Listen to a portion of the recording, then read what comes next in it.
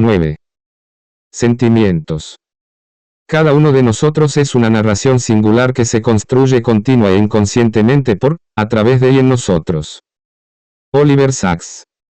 A principios de la década de 1950, una mujer de 25 años llamada Chris Cosner Sizemore entró en el despacho de un joven psiquiatra quejándose de unos dolores de cabeza severos y cegadores. Uno a estos, según decía, le seguían a veces pérdidas de conocimiento. Sizemore parecía ser una joven madre del todo normal, en un matrimonio malo pero sin problemas psicológicos graves. Su médico la describiría más tarde como una mujer recatada y contenida, circunspecta y meticulosamente veraz. Ambos repasaron diversos problemas emocionales, pero nada de lo que ocurrió durante los siguientes meses de tratamiento indicaba que Sizemore hubiera perdido de verdad el conocimiento o que sufriera ningún trastorno mental grave. Tampoco su familia era consciente de ningún episodio inusual.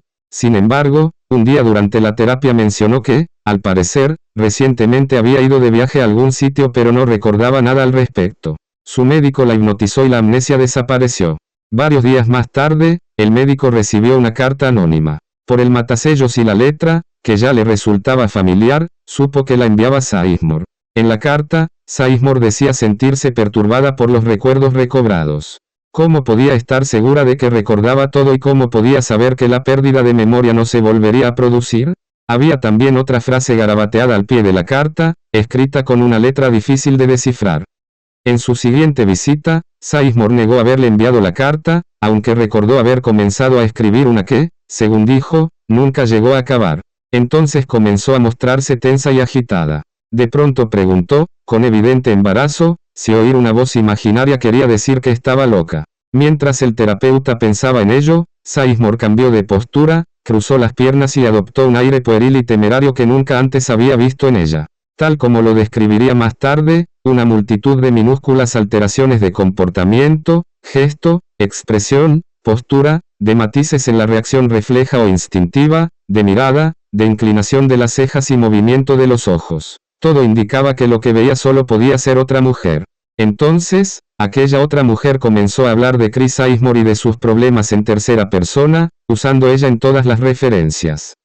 Cuando le preguntó por su identidad, Sizemore respondió con un nombre distinto. Había sido ella, esta persona que de repente tenía un nuevo nombre, quien, según le dijo, había encontrado la carta inacabada, había añadido una frase y la había enviado por correo. En los meses que siguieron el médico de Sizemore la sometió a test psicológicos de la personalidad bajo cada una de sus dos identidades.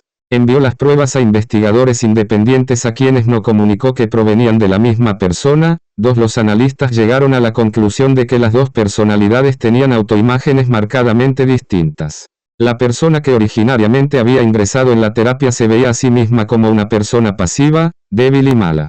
No sabía nada sobre su otra mitad, una mujer que se veía a sí misma como una persona activa, fuerte y buena. Sizemore consiguió curarse, pero hicieron falta 18 años. 3. Chris Sizemore es un caso extremo, pero todos tenemos muchas identidades. No solo somos personas distintas cuando tenemos 50 años que cuando tenemos 30, sino que también cambiamos a lo largo del día dependiendo de las circunstancias y de nuestro entorno social, así como de nuestros niveles hormonales. Nos comportamos de forma distinta cuando estamos de buen humor que cuando estamos de mal humor.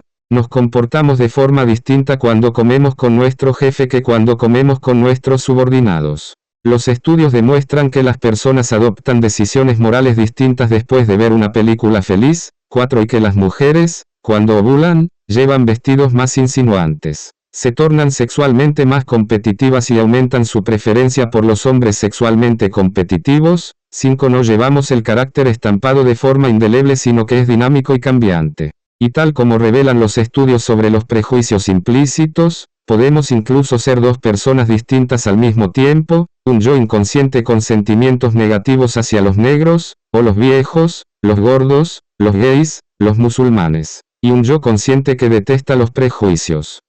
A pesar de ello, los psicólogos tradicionalmente han supuesto que el modo en que se siente y se comporta una persona refleja unos rasgos fijos que forman el núcleo de la personalidad de ese individuo. Han supuesto que las personas saben quiénes son y que actúan con coherencia, como resultado de una deliberación consciente. 6. Tan convincente resultaba este modelo que en la década de 1960 un investigador sugirió que, En lugar de realizar costosos y laboriosos experimentos, los psicólogos podrían recoger información valiosa con solo pedirle a la gente que predijera cómo se sentiría y comportaría en ciertas circunstancias de interés. 7. ¿Por qué no? Buena parte de la psicoterapia clínica se basa en lo que en esencia es la misma idea, que mediante una reflexión intensa guiada por terapeutas podemos llegar a conocer nuestros verdaderos sentimientos, actitudes y motivaciones. Vale la pena recordar aquí las estadísticas sobre los Brown que se casaban con otros Brown y sobre los inversores que estimaban a la baja el valor de las ofertas públicas iniciales de las compañías cuyo nombre parecía un trabalenguas. Ninguno de los Brown se dispuso a escoger conscientemente un cónyuge que tuviera su mismo apellido, ni los inversores profesionales creen que sus impresiones sobre una nueva compañía se vean influidas por la facilidad con que se pronuncia su nombre. A causa del papel que desempeñan los procesos subliminales, la fuente de nuestros sentimientos suele ser un misterio para nosotros, al igual que los propios sentimientos.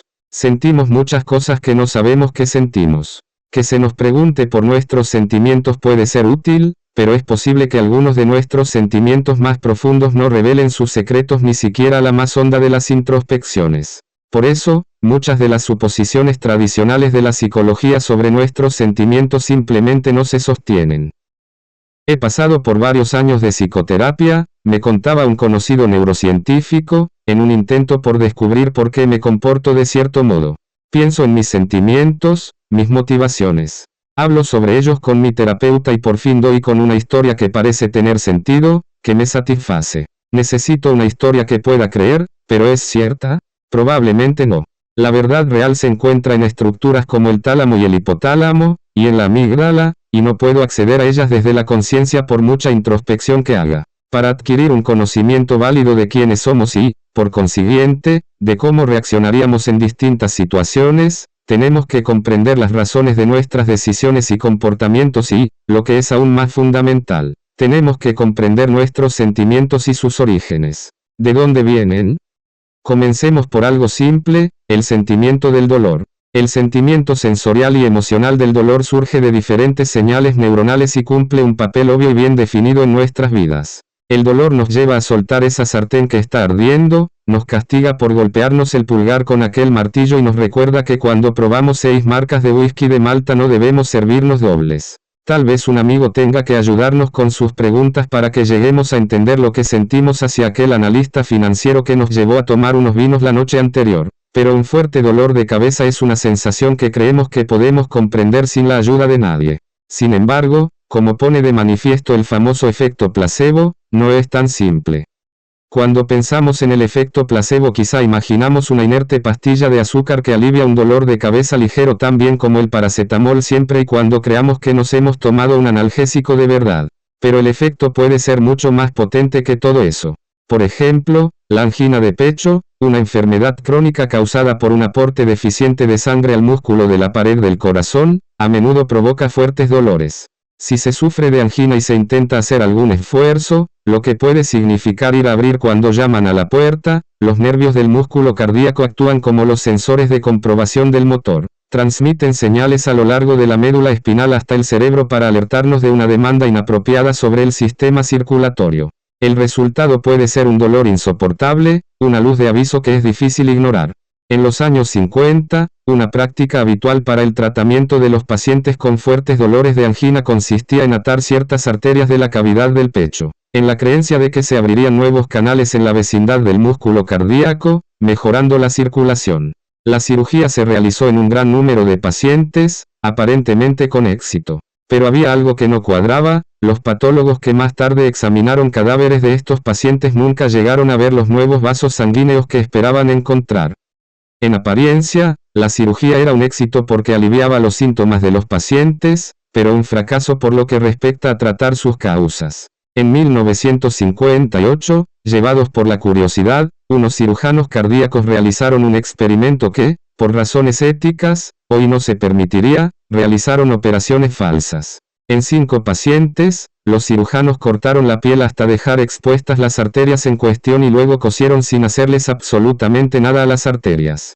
También realizaron la operación de verdad en otro grupo de 13 pacientes.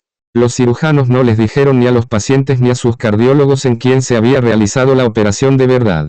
Entre los pacientes que recibieron la operación de verdad, el 76% observaron una mejoría en el dolor de angina.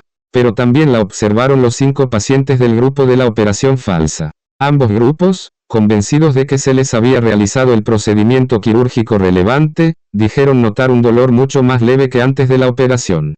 Como la cirugía no había producido cambios físicos en ninguno de los dos grupos, en términos de crecimiento de nuevos vasos sanguíneos que mejorasen la circulación de la sangre, ambos grupos debían seguir recibiendo los mismos niveles de entradas sensoriales en los centros del dolor de su cerebro. Sin embargo, ambos grupos respondieron con una experiencia consciente de un dolor muy reducido. Parece que nuestro conocimiento de lo que sentimos, incluso de las sensaciones físicas, es tan tenue que ni siquiera podemos estar seguros de cuándo estamos experimentando un dolor insoportable. 8. La concepción de la emoción que predomina hoy en día no se remonta a Freud, que creía que el contenido inconsciente estaba bloqueado para la conciencia a través del mecanismo de la represión, sino a William James, cuyo nombre ya ha aparecido varias veces en otros contextos. James fue un personaje enigmático. Nacido en la ciudad de Nueva York en 1842, en la familia de un hombre extremadamente rico que utilizó una parte de su enorme fortuna para financiar numerosos viajes para él y su familia. A los 18 años James ya había ido por lo menos a 15 colegios distintos de Europa y Estados Unidos, Nueva York, Newport, Rhode Island, Londres, París, Boulogne-sur-Mer, norte de Francia, Ginebra y Bonn. Sus intereses también revolotearon de un tema a otro, posándose durante un tiempo en el arte, la química, las fuerzas armadas, la anatomía y la medicina. El revoloteo consumió 15 años. En algún momento durante aquellos años aceptó una invitación del famoso biólogo de Harvard Luis Agassiz para ir de expedición a la cuenca brasileña del río Amazonas, durante la cual James estuvo mareado la mayor parte del tiempo y encima contrajo la viruela. Al final, la medicina fue la única carrera que James completó, recibiendo un título de doctor en medicina por Harvard en 1869, cuando ya contaba 27 años. Sin embargo, nunca practicó la medicina ni la enseñó. Autorretrato de William James. Con permiso de Houghton Library, Universidad de Harvard. Fue una visita que realizó en 1867 a unos manantiales de aguas minerales de Alemania, a donde viajó para recuperarse de algunos problemas de salud que le aquejaban desde el viaje al Amazonas, lo que condujo a James a la psicología. Igual que Münsterberg 16 años después, James asistió a algunas de las conferencias de Wilhelm Wundt y quedó prendado de su disciplina, sobre todo del reto de convertir la psicología en una ciencia. Comenzó a leer libros de psicología y filosofía alemanas, pero regresó a Harvard para finalizar sus estudios de medicina. Tras su graduación en Harvard, sufrió una fuerte depresión. Su diario de aquella época revela poco más que tristeza y odio hacia sí mismo. Su sufrimiento era tan severo que ingresó por voluntad propia en un sanatorio mental de Somerville, Massachusetts, para recibir tratamiento. Sin embargo, no atribuiría su recuperación a la terapia recibida sino a que descubrió un ensayo sobre el libre albedrío del filósofo francés Charles Renouvier. Después de leerlo, decidió utilizar su libre albedrío para acabar con la depresión. La verdad es que no debió ser fácil, pues todavía estuvo incapacitado durante 18 meses más y la depresión crónica le acompañó para el resto de su vida. Con todo, en 1872 James ya se sentía lo bastante bien para aceptar un puesto de profesor de psicología en Harvard, y en 1875 enseñaba relaciones entre la fisiología y la psicología, convirtiendo así a Harvard en la primera universidad de los Estados Unidos en ofrecer clases de psicología experimental. Aún pasaría otra década antes de que James hiciera pública su teoría de las emociones, lo que hizo esbozando su teoría en un artículo que publicó en 1884 con el título ¿Qué es una emoción? El artículo apareció en una revista de filosofía llamada Mind, Mente, y no en una revista de psicología, porque la primera revista de investigación psicológica en lengua inglesa no se establecería hasta 1887.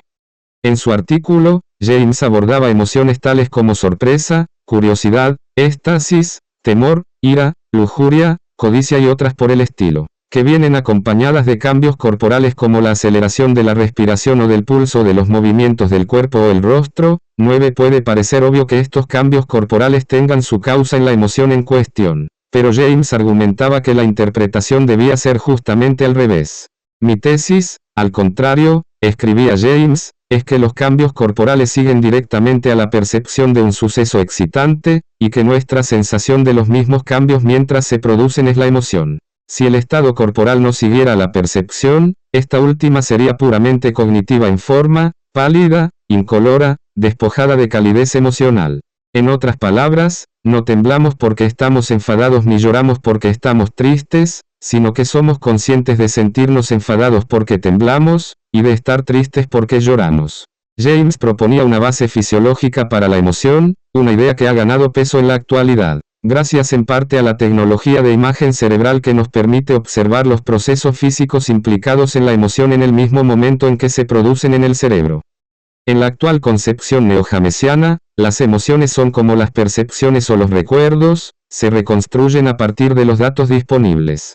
Buena parte de esos datos proviene de la mente inconsciente, que procesa los estímulos ambientales recogidos por nuestros sentidos y crea una respuesta fisiológica. El cerebro también utiliza otros datos, por ejemplo expectativas y creencias preexistentes, así como información acerca de las circunstancias del momento. Toda esa información es procesada, y el resultado es un sentimiento consciente de emoción. Este mecanismo puede explicar los estudios sobre la angina y, de forma más general, el efecto de los placebos sobre el dolor.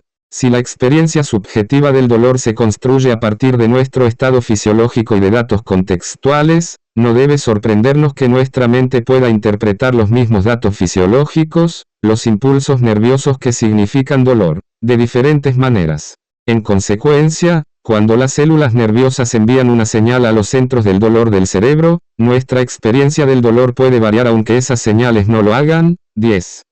James desarrolló su teoría de la emoción, entre otras muchas cosas, en su libro Principios de Psicología, que ya he mencionado en el capítulo 4 al referirme a los experimentos de Angelo Mosso sobre el cerebro de pacientes con aberturas en el cráneo después de una cirugía. James había recibido un contrato para escribir el libro en 1878.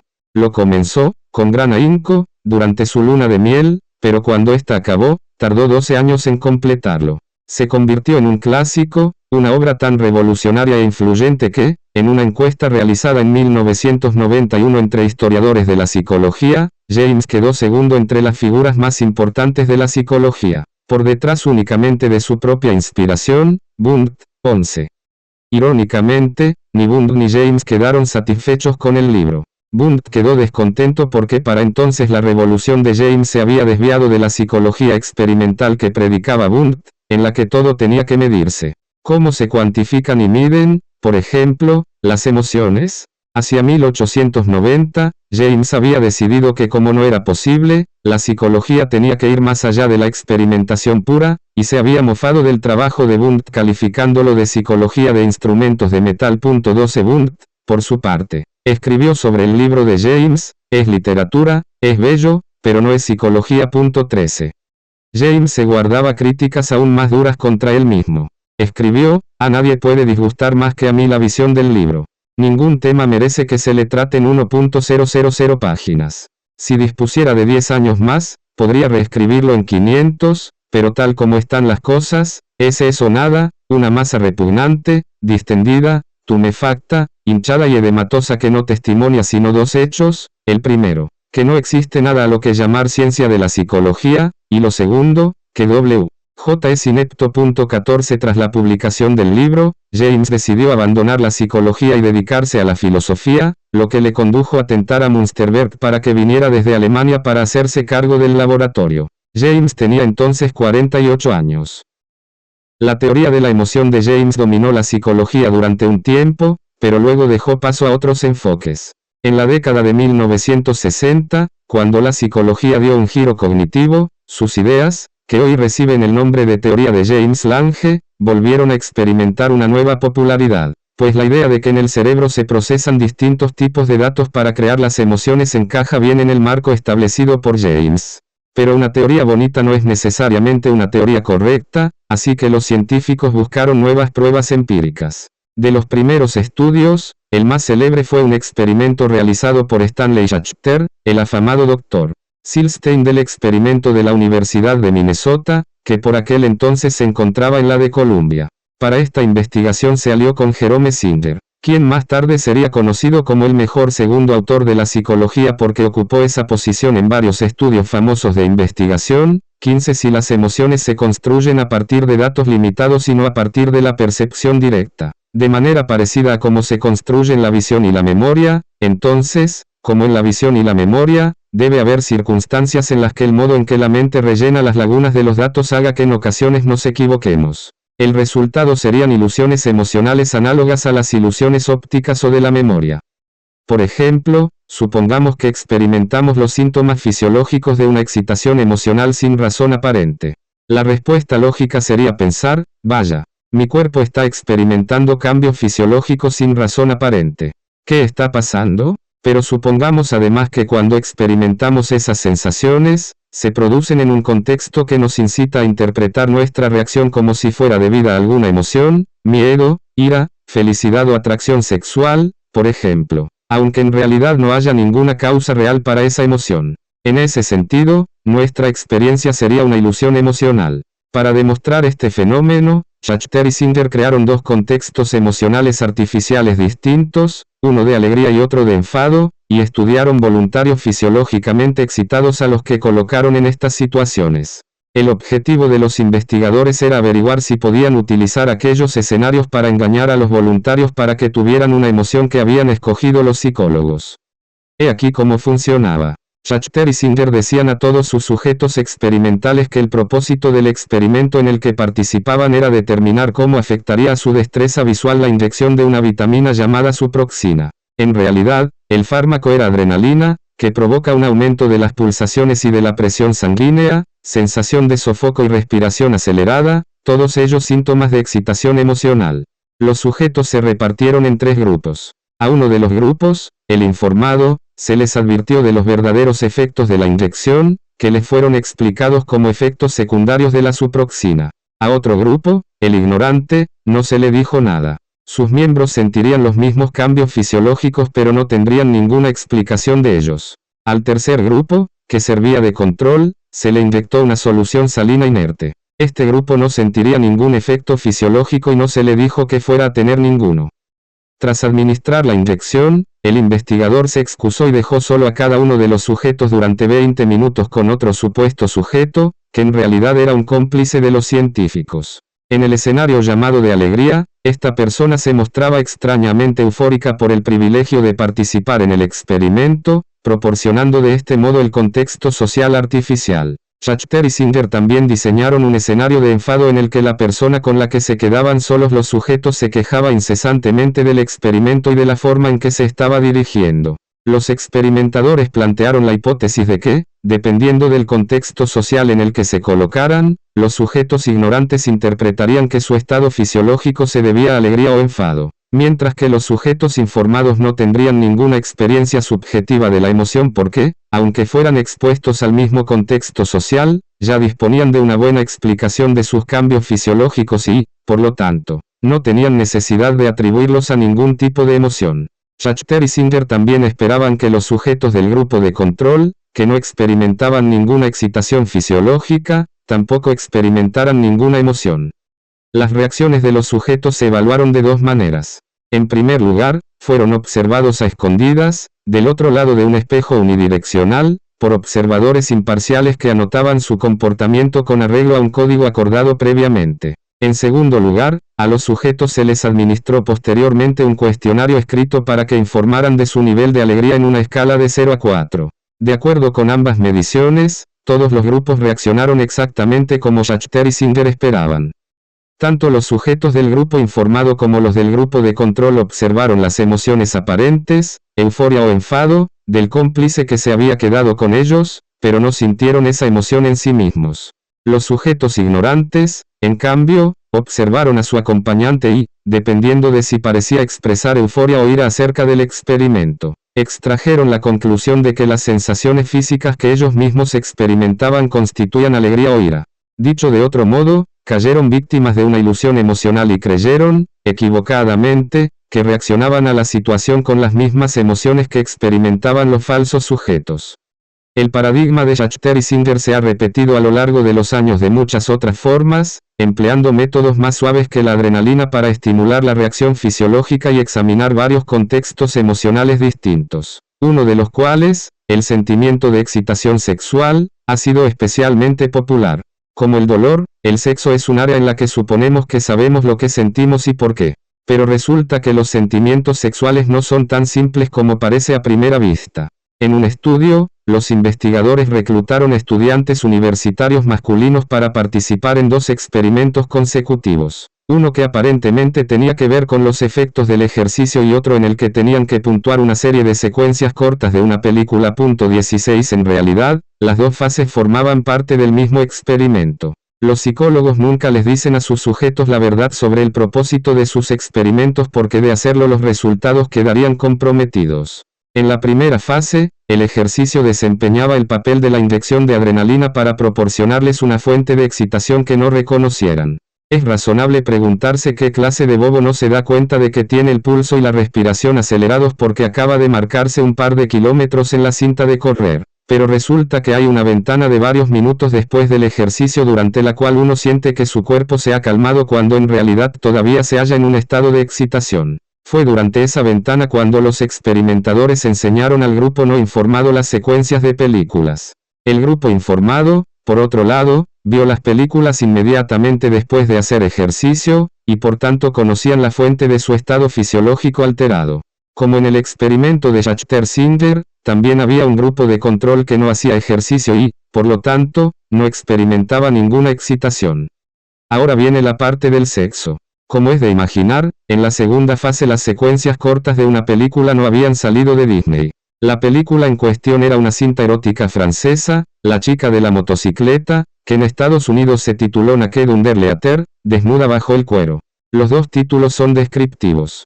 El título francés delata el argumento, una película de carretera sobre una recién casada que abandona a su marido y se larga en su motocicleta para visitar a su amante en Heidelberg. 17 Eso a los franceses puede parecerles un argumento atractivo. Pero el distribuidor de Estados Unidos al parecer tenía una idea distinta de cómo transmitir telegráficamente a una audiencia la naturaleza del atractivo de la película. Y es definitivamente este aspecto de la película, desnuda bajo el cuero, el que inspiró la selección de secuencias de los investigadores. En ese aspecto, sin embargo, la película no parecía tener mucho éxito. Cuando les pidieron que puntuaran su grado de excitación sexual, los estudiantes del grupo de control dieron a la película un 31 en una escala de 100. El grupo informado estuvo de acuerdo, sus miembros situaron su estimulación sexual en solo 28. Pero los sujetos del grupo ignorante, estimulados por su reciente ejercicio pero sin saberlo, al parecer creyeron que su excitación era de naturaleza sexual. Le dieron a la película un 52. Un resultado análogo fue obtenido por otro grupo de investigadores que dispusieron que una atractiva entrevistadora le pidiera a un transeúnte masculino que rellenara un cuestionario para un proyecto académico. Algunos de los sujetos se interceptaron en un sólido puente de madera a solo 3 metros de un riachuelo. Otros fueron abordados sobre un inestable puente de planchas de madera de 1,5 metros de ancho y 140 metros de largo con una caída de 70 metros hasta unas rocas. Tras la interacción, la entrevistadora proporcionaba su información de contacto por si el sujeto tenía alguna pregunta. Es razonable suponer que los sujetos entrevistados en el puente más inquietante tuvieran el pulso acelerado además de otros efectos de la adrenalina. Debían ser conscientes, hasta cierto punto, de la reacción de su cuerpo a aquel puente. Aún así, ¿confundirían su reacción por química sexual? Entre los entrevistados en el puente bajo y seguro, el atractivo de la mujer fue bastante limitado, solo 2 de 16 sujetos la llamaron más tarde. En cambio, de los 18 sujetos del puente alto, 9 la telefonearon, 18 para un número significativo de sujetos masculinos. La perspectiva de caer decenas de metros sobre un montón de rocas debió tener el mismo efecto que una sonrisa seductora y un camisón negro de seda. Estos experimentos ilustran de qué manera el cerebro subliminal combina información sobre nuestro estado físico con otros datos que surgen de contextos sociales y emocionales para determinar lo que estamos sintiendo. Creo que hay en esto una lección para la vida diaria. Existe, desde luego, un análogo directo, el interesante corolario de que subir a pie varios pisos antes de evaluar una propuesta de negocios puede llevarnos a decir fantástico, cuando en condiciones normales hubiéramos dicho no está mal.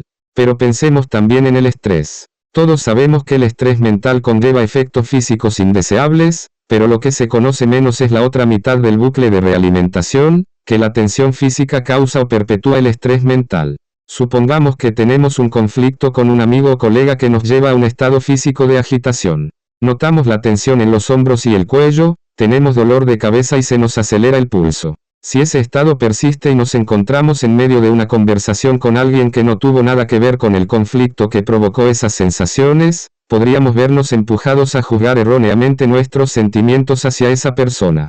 Por ejemplo, una amiga mía que trabaja como editora de libros me explicó que en una ocasión, después de tener una discusión desagradable e inesperada con un agente, llegó a la conclusión de que el agente era de un tipo especialmente beligerante, alguien con quien debía evitar trabajar en el futuro. Pero a lo largo de nuestra charla fue quedando claro que el enfado que había sentido por el agente no había surgido de lo que estaban discutiendo, sino que era una carga que inconscientemente había arrastrado consigo de un incidente ingrato y para nada relacionado que se había producido inmediatamente antes de su conflicto con el agente.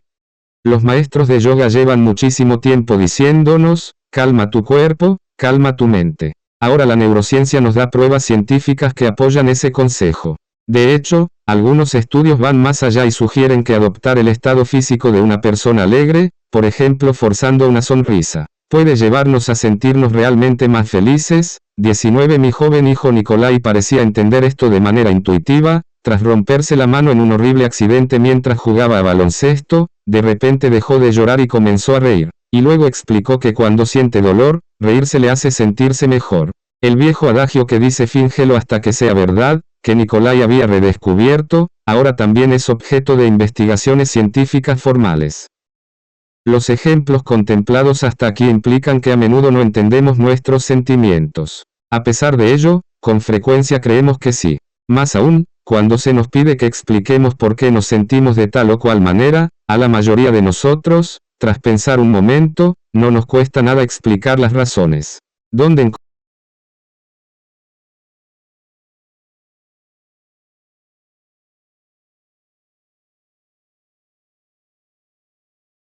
¿Dónde encontramos esas razones para unos sentimientos que podrían no ser siquiera lo que pensamos que son? Nos las inventamos. En una interesante demostración de este fenómeno, un investigador, sosteniendo fotografías del rostro de dos mujeres, una en cada mano, le pedía a su sujeto que escogiese la que le pareciera más atractiva. 20 Entonces ponía las dos fotos boca abajo y le pasaba al participante la imagen que éste había seleccionado. Le pedía entonces al sujeto que levantara la tarjeta y le explicara la elección que él o ella había hecho. Luego el investigador pasaba a un nuevo par de fotografías hasta un total de 12 pares. La trampa era que de vez en cuando el experimentador daba el cambiazo, mediante un juego de manos, les pasaba a sus sujetos la fotografía de la mujer que les había parecido menos atractiva. Solo una cuarta parte del tiempo se daba cuenta el sujeto de la artimaña. Pero lo realmente interesante es lo que pasaba cuando no se daban cuenta, cuando se les preguntaba por qué preferían el rostro que realmente no habían preferido, decían cosas como está radiante. En un bar intentaría ligar con ella antes que con la otra, o me gustan sus pendientes, o se parece a una tía mía, o la encuentro más maja que a la otra. Una y otra vez describían con toda seguridad las razones para preferir el rostro que en realidad no habían preferido. Aquella investigación no fue una chiripa. Los científicos hicieron un truco parecido en un supermercado con relación a las preferencias de los compradores en una prueba de mermelada y una de T.21 en la prueba de la mermelada. Se preguntaba a los compradores cuál de las dos mermeladas preferían y luego supuestamente se les daba una segunda cucharadita de la mermelada que les había gustado más para que pudieran analizar las razones de su preferencia. Pero los frascos de mermelada tenían una división interna oculta y una tapa en cada lado, lo que permitía a los diestros investigadores introducir la cucharilla para la segunda prueba en la mermelada no preferida. Una vez más, solo alrededor de un tercio de los participantes se dio cuenta del cambiazo, mientras que los otros 2/3 no tuvieron ninguna dificultad en explicar las razones de su preferencia. Un truco parecido, con resultados parecidos, se utilizó en el experimento del té. Suena como una pesadilla para los investigadores del mercado. Le preguntas a la gente su opinión sobre un producto o un embalaje para aprender algo sobre su atractivo, y obtienes unas maravillosas explicaciones que son sinceras, detalladas y enfáticas, pero que resulta que no guardan mucha relación con la verdad. Este es un problema también para los encuestadores políticos que se dedican a preguntarle a la gente por qué votó como votó o por qué votarán como piensan hacerlo. Una cosa es que la gente diga no tener una opinión formada y otra muy distinta que no se pueda confiar siquiera en que sepan lo que piensan. Pero el caso es que los estudios de investigación nos dicen que no se puede confiar. 22. Las mejores pistas para entender lo que ocurre provienen de investigaciones sobre personas con anormalidades cerebrales. Por ejemplo, Una serie de famosos estudios sobre pacientes con el cerebro dividido, B23 como se recordará. La información que se presenta a una de las mitades del cerebro de uno de estos pacientes no está disponible para el otro hemisferio. Cuando el paciente ve algo en el lado izquierdo de su campo visual, solo se entera el hemisferio derecho de su cerebro, y viceversa. De manera parecida, solo el hemisferio derecho controla el movimiento de la mano izquierda, y solo el izquierdo controla la mano derecha. Una excepción a esta simetría es que, en la mayoría de las personas, los centros del habla se localizan en el hemisferio izquierdo, de manera que si el paciente habla, suele ser el hemisferio izquierdo el que habla. Aprovechando esta falta de comunicación entre los hemisferios cerebrales, unos investigadores les pidieron a unos pacientes de cerebro dividido, a través de su hemisferio derecho, que realizaran una tarea, y luego les pidieron a su hemisferio izquierdo que explicase por qué lo habían hecho. Por ejemplo, los investigadores le pedían a un paciente, a través de su hemisferio derecho, que agitase una mano y a continuación le pedían que explicase por qué agitaba la mano. El hemisferio izquierdo había observado cómo se agitaba la mano pero desconocía la instrucción recibida. A pesar de ello, el hemisferio izquierdo no permitió que el paciente demostrase ignorancia. Este explicaba, por ejemplo, que había agitado la mano porque creía haber visto pasar a un conocido. De manera parecida, cuando los investigadores le daban al paciente, a través de su hemisferio derecho, la instrucción de reír y luego le preguntaban por qué reía, el paciente decía que se había reído porque los investigadores le parecían divertidos. Una y otra vez, el hemisferio izquierdo respondía como si supiese la respuesta. En estos estudios y otros parecidos, el cerebro izquierdo generaba muchas explicaciones falsas, pero no el cerebro derecho, lo que llevó a los investigadores a especular que el hemisferio izquierdo del cerebro desempeña un papel que va más allá del mero registro e identificación de nuestros sentimientos, también intenta comprenderlos. Es como si el hemisferio izquierdo se hubiese embarcado en la búsqueda de un sentido del orden y la razón en el mundo en general. Oliver Sacks escribió sobre un paciente con síndrome de Korsakoff, un tipo de amnesia que puede llevar a quienes lo sufren a perder la capacidad de formar nuevos recuerdos. 24 Estos pacientes pueden olvidar lo que se les dice en cuestión de segundos y de lo que ven en cuestión de minutos. Pese a ello, a menudo se crean la ilusión de pensar que saben lo que está pasando. Cuando Sacks entraba para examinar al paciente, un tal M.R. Thompson, este no lo recordaba de sus encuentros anteriores. Sin embargo, no se daba cuenta de que no lo sabía y siempre se aferraba a cualquier pista y se convencía de que recordaba a Sacks. En una ocasión, como Sacks llevaba un abrigo blanco y Thompson había sido dependiente de una tienda de alimentación, Thompson lo recordó como el carnicero de su calle. Momentos más tarde ya había olvidado ese recuerdo y había alterado su historia, recordando ahora a Sacks como cierto cliente. La comprensión que tenía Thompson de su mundo, su situación, su propia persona, estaba en un estado de flujo continuo, pero creía en cada una de las explicaciones, siempre cambiantes, que iba elaborando para darle sentido a lo que veía. En palabras de Sacks, Thompson tiene que buscar significado, construir significado, de una forma desesperada, inventando continuamente, tendiendo puentes de significado sobre los abismos de la falta de sentido. El término confabulación significa el reemplazo de una laguna de la memoria por una falsificación que uno cree verdadera. Pero también confabulamos para rellenar lagunas en nuestro conocimiento de nuestros sentimientos. Todos tenemos estas tendencias. Nos preguntamos a nosotros mismos o a nuestros amigos cosas como ¿por qué tienes ese coche? ¿O por qué te gusta ese chico? ¿O por qué te hizo gracia ese chiste? Las investigaciones sugieren que creemos conocer la respuesta a esas preguntas, pero lo cierto es que a menudo no es así. Cuando se nos pide que nos expliquemos, nos embarcamos en una búsqueda de la verdad que puede parecer una forma de introspección, pero aunque pensemos que sabemos lo que sentimos, a menudo no conocemos ni el contenido ni los orígenes inconscientes de ese contenido. Así que fabulamos explicaciones plausibles que no son ciertas y solo parcialmente correctas, y nos las creemos. 25 Los científicos que estudian estos errores han observado que no son casuales. 26 Sino regulares y sistemáticos, y que además tienen su base en un repositorio de información social, emocional y cultural que todos compartimos.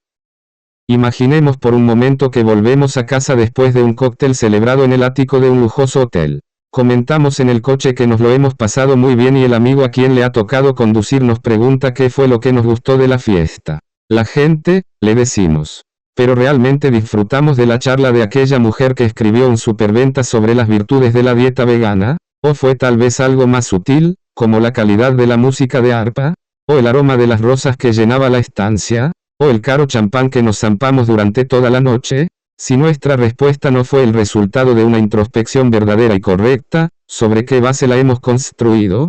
Cuando se nos ocurre una explicación de nuestros sentimientos y comportamientos, nuestro cerebro realiza una acción que sorprenderá a más de uno, busca en nuestra base de datos mental de normas culturales y escoge algo plausible. Por ejemplo, en el caso que nos ocupa podría haber buscado por qué la gente disfruta en las fiestas, y luego escoger la gente como hipótesis más probable. Eso parece la vía más perezosa, pero hay estudios que sugieren que es la que tomamos. Cuando nos preguntan cómo nos hemos sentido, o cómo nos sentiremos, tendemos a responder con descripciones o predicciones que se ajustan a un conjunto de razones, expectativas y explicaciones culturales y sociales estándar para un sentimiento determinado.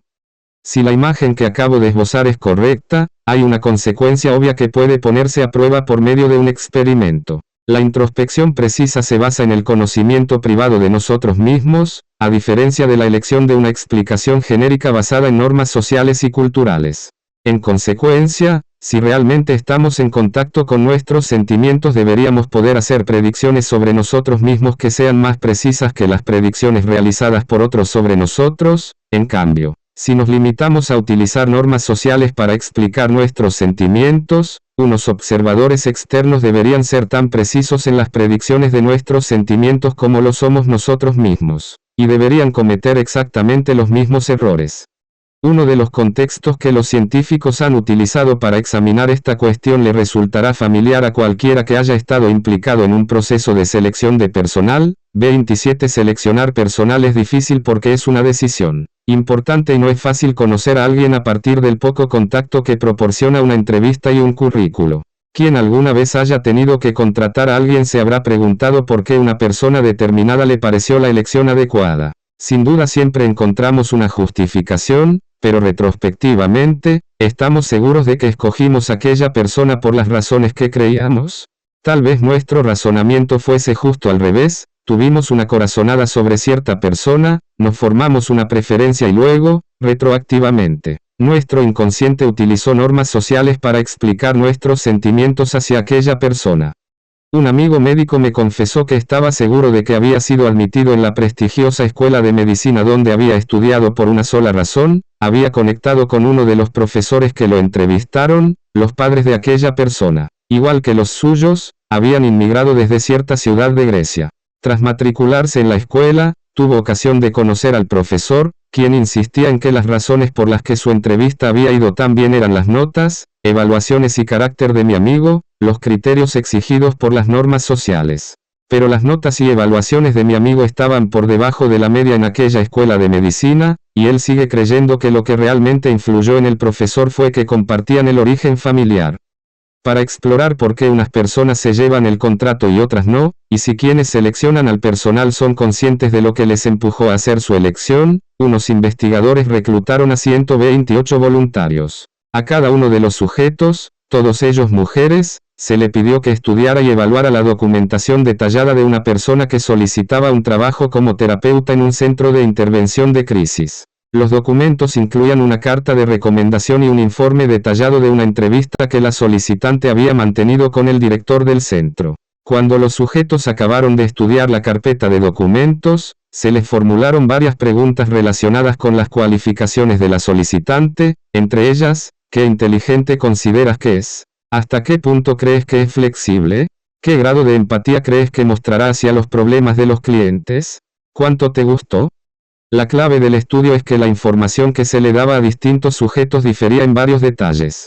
Por ejemplo, algunos sujetos leyeron documentos en los que se decía que la solicitante había acabado en segundo lugar en su clase del instituto y que en aquellos momentos era una estudiante de honor en la universidad, mientras que otros leyeron que todavía no había decidido si quería ir a la universidad. Unos vieron una mención al hecho de que la solicitante era bastante atractiva mientras que otros no llegaron a saber nada sobre su aspecto. Unos leyeron en el informe del director del centro que la solicitante había derramado una taza de café sobre su mesa mientras que otros no leyeron nada sobre ese incidente. Y algunas carpetas de documentación indicaban que la solicitante había sufrido un grave accidente de coche mientras que otras no decían nada al respecto. A algunos sujetos se les dijo que más tarde conocerían a la solicitante, pero a otros no se les dijo nada de eso. Estos elementos variables se barajaron en todas las combinaciones posibles para crear docenas de escenarios distintos. Estudiando la correlación entre los hechos que los sujetos llegaban a conocer y los juicios que emitían, los investigadores podían calcular matemáticamente la influencia que había tenido cada uno de los elementos de información sobre la evaluación realizada por los sujetos.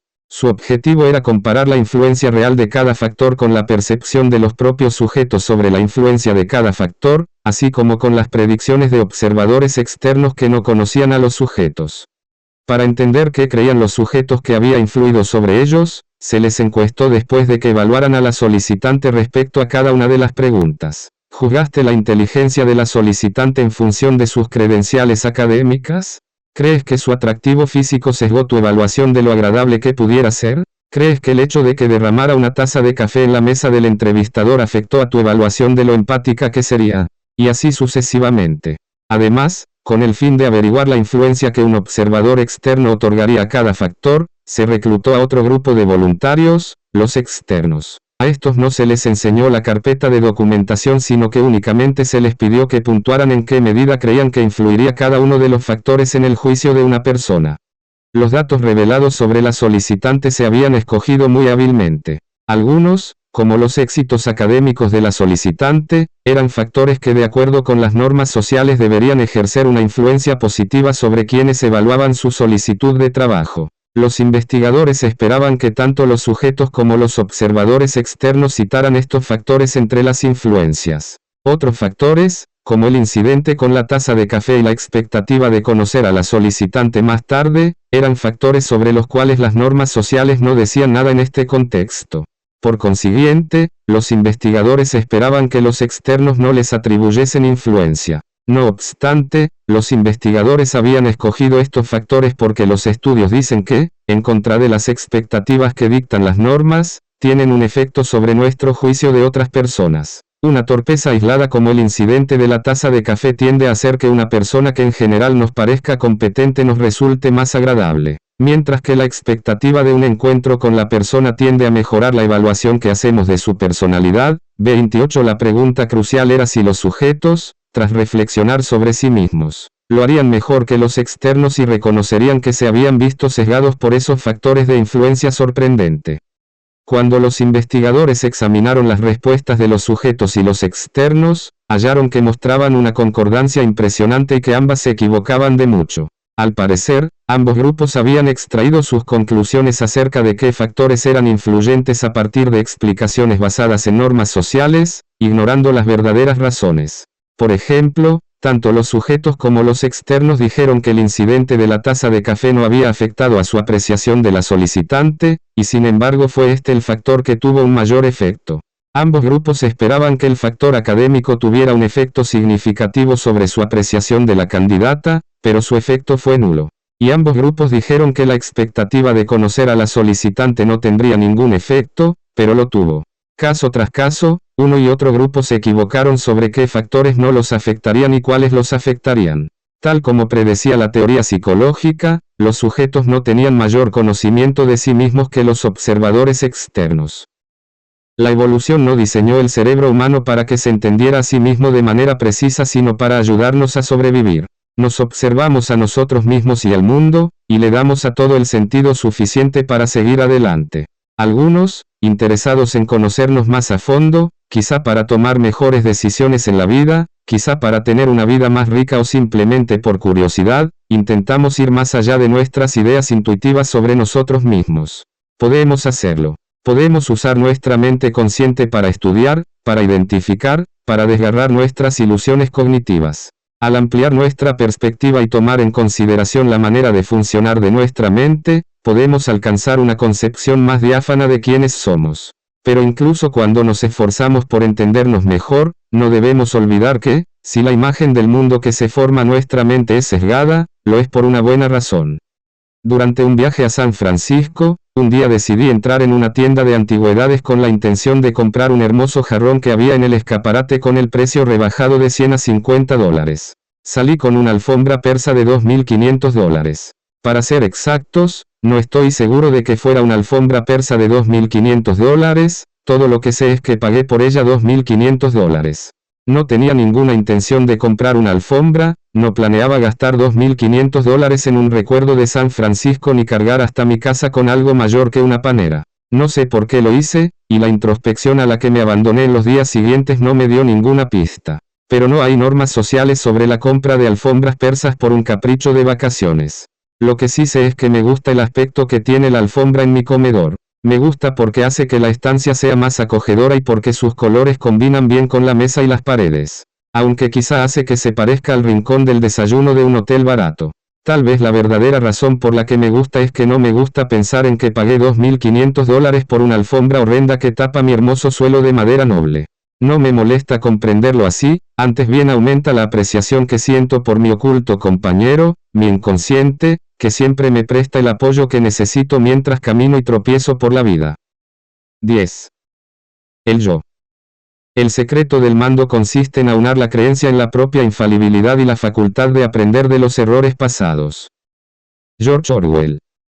En 2005 el huracán Katrina devastó la costa del Golfo de México en los estados de Luisiana y Mississippi. Más de 1 millar de personas perdieron la vida, y cientos de miles fueron desplazadas.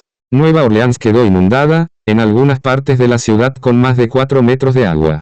La respuesta del gobierno de Estados Unidos fue, a decir de todos, una auténtica chapuza. Bueno, a decir de casi todos. Cuando Michael Brown, el director de la Agencia Federal de Gestión de Emergencias, fue acusado de mala gestión y falta de liderazgo y el Congreso constituyó un comité de investigación, ¿admitió el experimentado Brown alguna deficiencia?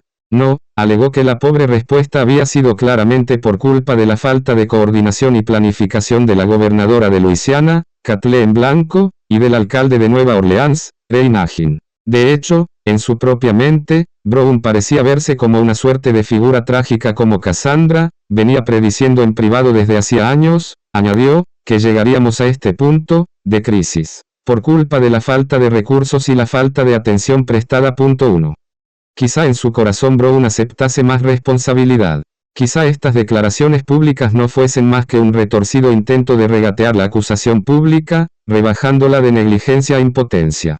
Argumentar falta de sinceridad resulta aún más difícil en el caso de O.J. Simpson, el antiguo héroe deportivo acusado de matar a 2 personas pero absuelto en un juicio criminal. No parece que después supiera mantenerse fuera de líos, y en 2007, él y un par de colegas irrumpieron en una habitación de un hotel de Las Vegas y robaron a unos comerciantes a punta de pistola objetos de recuerdo de celebridades del deporte.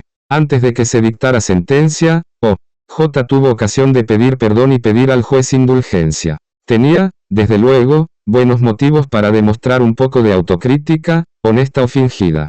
Sin embargo, hizo lo que le convenía y, en un intento por reducir la pena en unos pocos años, expresó remordimiento por haberse comportado como un criminal.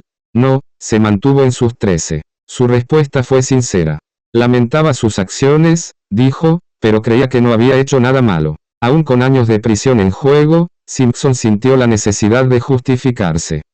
Por lo que parece, cuanto mayor es la amenaza contra sentirse bien con uno mismo, mayor es la tendencia a ver la realidad a través de unas lentes que la distorsionan. En su obra clásica Cómo ganar amigos e influir sobre las personas, Dale Carnegie describe la autoimagen de varios mafiosos célebres de los años 30, Dutch Schultz, que aterrorizó a Nueva York, no le avergonzaba el asesinato. Y desde luego no se habría visto rebajado a los ojos de sus colegas criminales si se hubiera limitado a describirse como un hombre que había erigido un imperio de gran éxito matando gente. Sin embargo, a un entrevistador de un periódico le dijo que se veía a sí mismo como un benefactor público. De manera parecida, Al Capone, un abastecedor de alcohol ilegal que fue responsable de la muerte de cientos de personas, dijo, he dedicado los mejores años de mi vida a darle a la gente los placeres más livianos, ayudándoles a pasárselo bien. Y todo lo que recibo a cambio son insultos y la vida de un hombre perseguido. Y cuando un notorio asesino llamado Crowley 2 Pistolas fue sentenciado a la silla eléctrica por matar a un policía que le había pedido el carnet de conducir, no expresó tristeza por haberle quitado la vida a otro hombre, sino que se quejó. Esto es lo que me pasa por defenderme. ¿De verdad nos creemos las versiones mejoradas de nosotros mismos que ofrecemos a los demás? Conseguimos convencernos a nosotros mismos de que nuestra estrategia corporativa fue brillante aunque los ingresos cayeran en picado. que merecemos nuestra prima de 50 millones de dólares aunque la compañía haya perdido 20 veces esa cantidad en los 3 años que estuvimos dirigiéndola, que defendimos el caso penal con brillantez aunque nuestro cliente acabó en la silla eléctrica o que solo somos fumadores sociales aunque nos fumamos un paquete al día tanto si estamos con gente como si no. ¿Hasta qué punto nos formamos una imagen correcta de nosotros mismos? Fijémonos en los resultados de una encuesta realizada entre 1 millón de estudiantes del último año de instituto. Cuando se les preguntó por su capacidad de llevarse bien con otros, el 100% consideró que tenía al menos una habilidad media. El 60% se consideró entre el 10% mejor y el 25% se vio entre el 1% superior. Y cuando les preguntaron por su capacidad de liderazgo, solo un 2% se consideró por debajo de una capacidad media. Los profesores no son más realistas, el 94% de los profesores universitarios dicen que su trabajo está por encima de la media. 4. Los psicólogos denominan superioridad ilusoria esta tendencia a inflar nuestra evaluación de nosotros mismos, y la han documentado en contextos que van de la destreza en la conducción a la habilidad para la gestión. 5. En ingeniería. Cuando se pregunta a unos profesionales por su rendimiento, entre el 30 y el 40% se sitúan en el 5% superior. 6. Entre los militares, las evaluaciones de los oficiales respecto a sus propias cualidades de mando, carisma, inteligencia, etc., son mucho más halagüeñas que las evaluaciones que hacen de ellos sus